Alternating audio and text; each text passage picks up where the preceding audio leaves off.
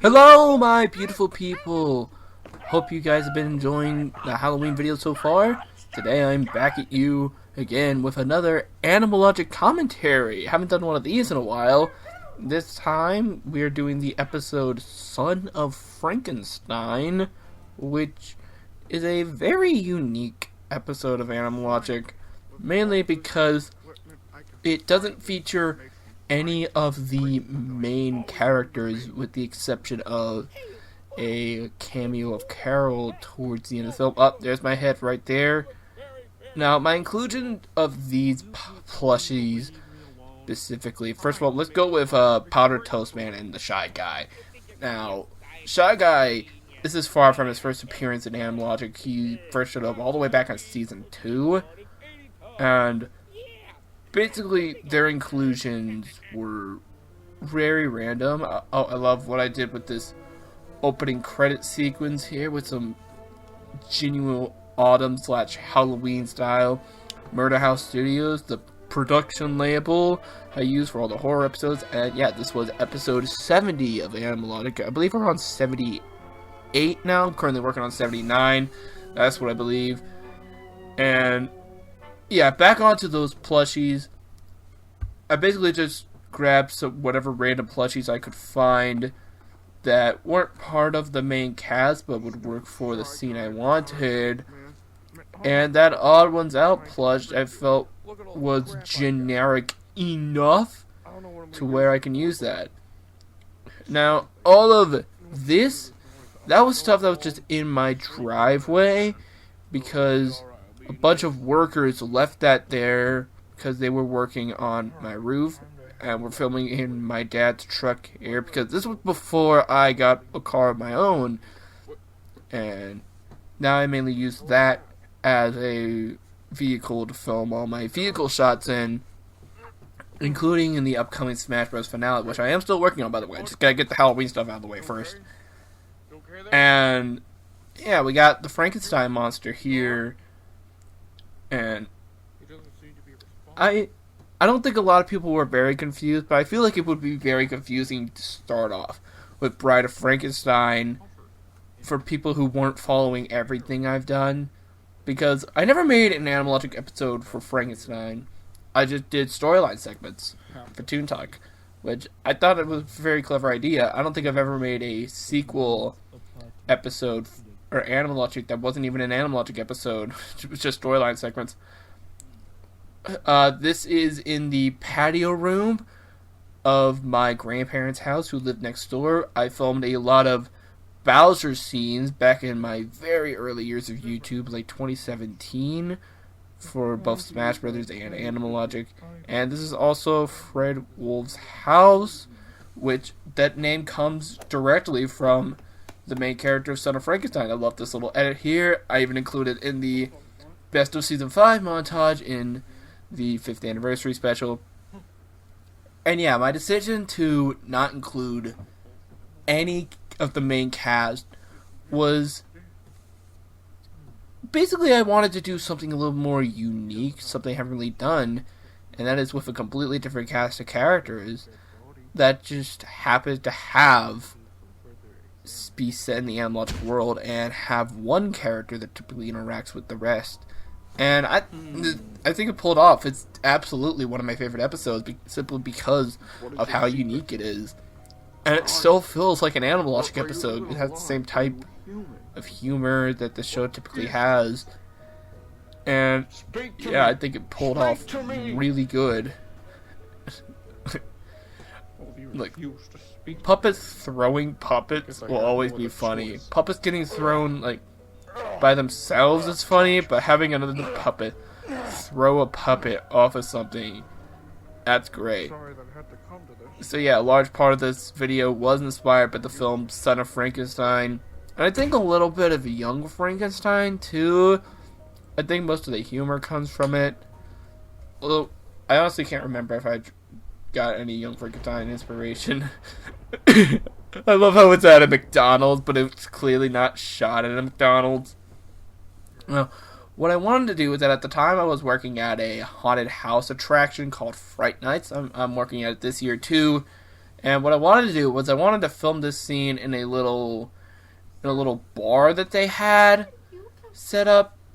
I still don't know why I didn't do that. Maybe I just felt weird bringing the puppets in.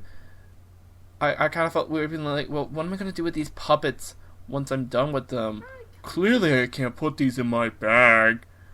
But, I don't know. Maybe in the future I'll utilize the Fright Night sets better for Animalogic Halloween specials. I don't know. Maybe this is a bit of a foreshadowing. But yeah, another big thing about this episode is that the grand return of Carol the cow, who has been retired for about a year. My joke is that the character just abandoned her in the middle of nowhere when they sacrificed her to the Frankenstein monster back in Bride of Frankenstein for the 2020 special. And she's just been on the road since. We saw a glimpse of her in the House of Terror episode. But this is our first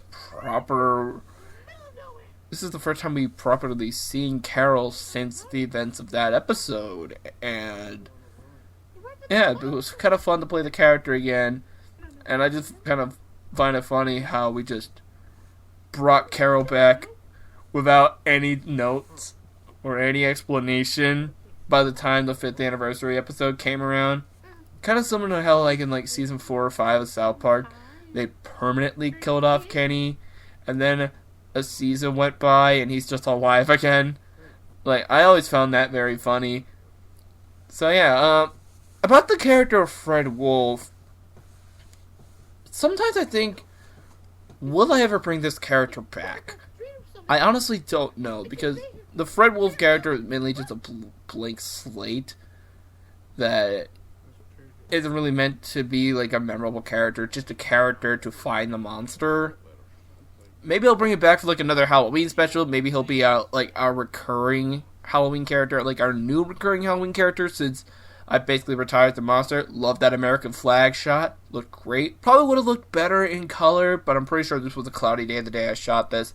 And yeah, the monster's rising up. And yeah. Monster's about to be alive again. I always hate how covered in dog hair that monster is. Like, there's more dogs around the house than usual, so there's more dog hair around. But like, it's fine. It's whatever. I don't think I ever got the story of how I got that plushie. Like, I was at an event for my little cousin's birthday party, and I got bored because I was at like a 5-year-old's birthday party. So I messed around with a couple of claw machines, and I actually won that Frankenstein monster from Hotel Transylvania 82. And it was in a weird position where I could actually win it. And I believe that was the most recent instance of me actually winning a claw machine. And now all of a sudden, Wolf cares about this monster and, well, not really cares, is frightened over the fact that this monster is just gone and is alive and could kill people or whatever. But yeah, this is more of a transitional episode, a very different type of episode, but I like it. I think it's a very well put together episode. And it's very funny too.